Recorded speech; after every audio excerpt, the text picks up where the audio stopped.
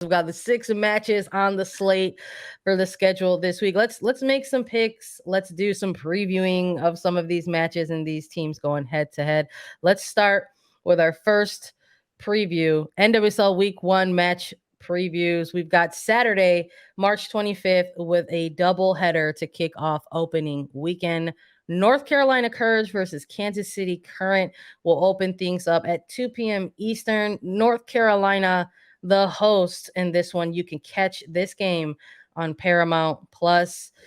Listen, if you've been following along with Attacking Third, we have been doing so much content over the course of the off season, and that has included team specific previews. We did 12 team by team previews for everyone, and we took deep dives on all 12 clubs in the league. And when we talked about these two teams specifically, we actually did some, had some fun with some predictions not too long ago. We had them closing out their season in very different positions on the league table. So here it is, match week 1. When we're looking at these two teams, there's multiple storylines in there, right? There's the turnover in North Carolina and how they're in a bit of a rebuild. Kansas City Current and their very strong offseason, picking up Dabinia in free agency. We'll see what happens there. Now, we're doing this on the Thursday before these games kick off, Lisa, so we don't have things like the availability reports in front of us and what's going on there, but Dabinia may or may not be a question mark in this game leading up to Saturday. But when we're looking at these two teams, do you have a winner? Do you have a loser? Is it just going to be preseason rust being kicked around? Is there a draw in the works in this one? What's your pick in this one? There's going to be a lot of draws throughout the weekend. I am just going to blanket statement that for everyone that's making their own guesses and picks for this weekend. But North Carolina against Kansas City, as you just talked about, so many storylines. Dabinia being probably the biggest one for me at this point, because she spent 6 seasons in Cary, North Carolina, and now on a new team with a couple-year contract under Matt Potter at Kansas City Current. How is this midfield going to look for the Current? Because not only did they get Dabinia in this free agency, but they picked up Vanessa DiBernardo, Morgan Gautral. They've got Desiree Scott, who won't be competing this weekend. She's out at the beginning of the season, but that's also a midfield position. Alex Luera, who we saw as a rookie for Casey last year, pushing forward. And how are they going to line up? What's going to happen? We saw some glimpses of it throughout the preseason, but now as they go up against a North Carolina side that's also had a lot of turnover, they signed all 4 of their draft picks. They lost some big players. Diana Ordonez going to Houston. Of course, Dabinia, the free agent, leading. How do these two sides kind of fit the puzzle pieces against each other? And really, how do they line up in the midfield? Because the midfield battle is where it's going to come down. In goal, you've got 2 U.S. internationals, 80 Franch for the Current, Casey Murphy for North Carolina. I think they're going to be brick walls. They've got a lot to prove this year in a World Cup year for the United States. But in this one, we talked about Kansas City and how much turnover they did. We had them picked and predicted to finish at the top of the standings at the end of the year. And I think the Current is going to start strong. Going up against 2022 Challenge Cup winners in the Courage, I think that Kansas City is going to get the win at the end of this match. It's going to be really tough, though. But I think there's going to be a little bit of edge to Dabinia's game, going up against her former club and now playing with the swagger with Kansas City. And I mean, I just want to see Kansas City get goals so we can see all the goal celebrations they've worked on in the offseason. Yeah, no kidding. That's really where we want to see the build, right? We want to see the build, the build up and all the work they have done from last season to this season on the goal celebrations, right? We're all keeping our eyes on that for sure, myself included. But in terms of a pick, between these two, I'm almost like, I hate to do this, but it's really, for me, is going to depend on who is ready to go, right? Come opening day. Really on both sides of the pitch, but mostly for Kansas City. I think if they've got the majority of the pieces that will be included in what I think is going to be their ideal starting 11, that they will be the team to run with as far as a pick for a win. But I won't be surprised if this is a more narrow Mhm. scoreline. And if there is a winner, I am going with Kansas City in this one, but I think it might be maybe even like a 1-0. I'm really excited about those Yeah. individual battles. Um, you mentioned France, and you mentioned Murphy, and that's where I'm looking at, in terms of players who are likely to impact this type of game for their teams. I won't be surprised if it's a little bit of a showcase for the goalkeepers, as strikers and midfielders and anyone else who's in more attacking minded, are still trying to get into regular season form. So it's one of those moments where it's like everyone is so like amped up, I think, to kind of get out and step out into the pitch, that there there might be some crossbar shots, there might be some things that go a little bit too wide and things like that, but eventually one's going to get in, and I do think it's going to be for Kansas City. So 1-0 for me, Kansas City in this one. Let's keep it moving with the previews here. Let's talk a little bit about San Diego Wave FC versus Chicago Red Stars.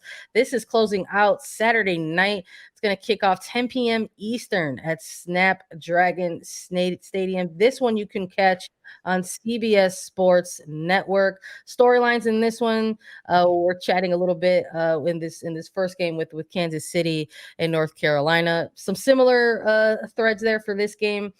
Former Chicago Red Stars players, Danny Colaprico, Rachel Hill, now exercise their right to free agency with San Diego. Gonna go up against Chicago Red Stars. This is also a quarterfinal rematch. We saw these two teams go head to head to kick off the postseason. A 2-1 win for the Wave to go ahead and break through into the semifinal. So I'm excited to see these two go head to head, and it's also gonna be our first taste of NWSL After Dark. So that always is a recipe for what's going to happen here.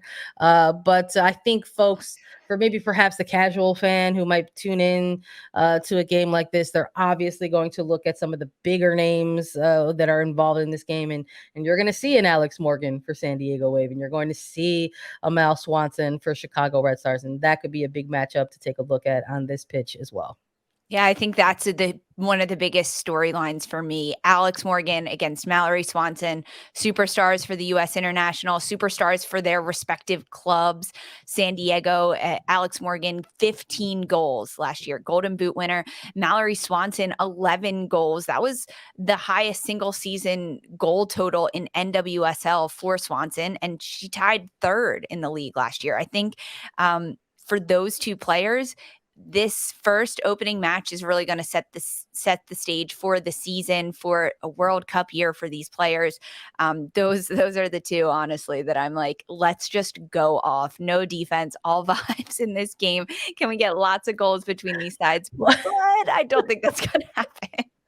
I mean, we gotta shoot for the stars here, Right. Sandra. We You're really do. But between these two, I mean, we've already heard from San Diego hosting at Snapdragon that they've broken records about how many tickets they've sold for this opening weekend and opening match. It's becoming a very intimidating place for fans to go and Yeah. play. The weather is beautiful 99% of the time for San Diego. So I think that doesn't necessarily give an advantage to either side. Whereas when I look at a Providence Park for Portland Thorns, the advantage, the weather, goes to the team that's been there the longest, and that would be the home side. But between San Diego and Chicago, I think when we have to look at this goalkeeping battle again, I think Saturday, that's a little bit the name of the game. Kaylin Sheridan, Canadian international for the Wave, and for the Red Stars, U.S. international, Alyssa Nair. Yeah. They're going to be big for this game, really big in the goalkeeper battle. And then it honestly becomes Kaylin Sheridan against Mallory Swanson Yeah. and Alyssa Nair against Alex Morgan. Sandra, I want to know from you, your Red Stars, you've been up and down on them, but most recently getting pretty high on them as we take back to the season. They've got some comeback stories. How are they going to look defensively, and can they get a win over the Wave? Yeah, I think they can. I think that's the beauty about week one, right? It's like it's really has the energy of like anything can happen. I think you have that type of narrative around the playoffs, right? But I think even when you're looking at match week 1, that's also a bit of the narrative around the teams going into this weekend. It could go anyway for any team amongst any of the matches. But I'm looking at those deeper storylines. I think, when we're looking across the league, you look at all 12 clubs, and Mhm. every single one of them are going to have a comeback story amongst their roster. But when you're looking at Chicago, you're looking at anywhere from like 3 to 4 players who are finally going to make their return for this team. And while we maybe are looking at North Carolina, um, and Kansas City as possibly like a goalkeeper battle, I might not say that we might get as something similar here, but I am looking at the defensive shapes for both of these teams going forward, because we're looking at San Diego led by their Naomi Girma, their multi-award winning center back at this point, defender of the year, rookie of the year, right? Can absolutely hold things down for the back line. Also, Kaylin Sheridan in net. It's gonna be good to see those two get back on the pitch together for the Wave. But I think when you're looking at Chicago, there's similar threads there. You've got Alyssa Yeah. Nair in net. We're going to see the return of Casey Kruger. We're possibly going to see the return of Tierna Davidson. A player That's who one. who That's was. one that I'm really Yes, hoping and we and we see. sh- and we should be excited about it. Chicago had their media day not too long ago. I was privileged to attend that in person, and Tierna Davidson is ready to go. So I am very high on the defensive shapes for both of these teams going into this match, and along with it being a week 1 match, which is why I think it's still going to be a narrow scoreline. It might come down to who has that moment of brilliance, and I think Mallory Swanson is showing us that she is in ridiculous form right now to start 2023. And she is at this rate good for a goal a game. And if that's what it's going to take, I think it's going to go Chicago's way. Let's kick things off the right way. The hometown kids going I with the hometown team. I'm going with the Red Stars 1-0 on this one. I was gonna give you crap if you didn't pick Chicago because it's opening week, it's a new season. I'm proud of you. I'm happy for you. And Thanks, because babe. of that, I'm gonna go against you. I San love it. Diego, I think they're gonna get it done. I think all the pieces that they have defensively, as you just talked about, Naomi Girma, Kaylin Sheridan, um, honestly, Kaylee Real in that back line. These are players that were lockdown defenders last year. And I know how much Casey Stoney, head coach of the Wave, puts an emphasis on defense. And because of that, it's going to make Mallory Swanson's day miserable. It's going to go down to San Diego, and then a moment of brilliance on the other end from an Alex Morgan, a Jaden Shaw we could see get in there, a Mackenzie Doniak, Taylor Korniak. There's a lot of different threats that we could see from the Wave. And I think that the balanced attack that San Diego has is going to give them the upper hand against Chicago. So I'm going San Diego. I love it. Good to have some parity between us on the picks. I do think we can both agree that this of the 2 games is probably the game to watch if you're looking to pick and or choose a game on Saturday to keep an eye on. Always go for the one after dark.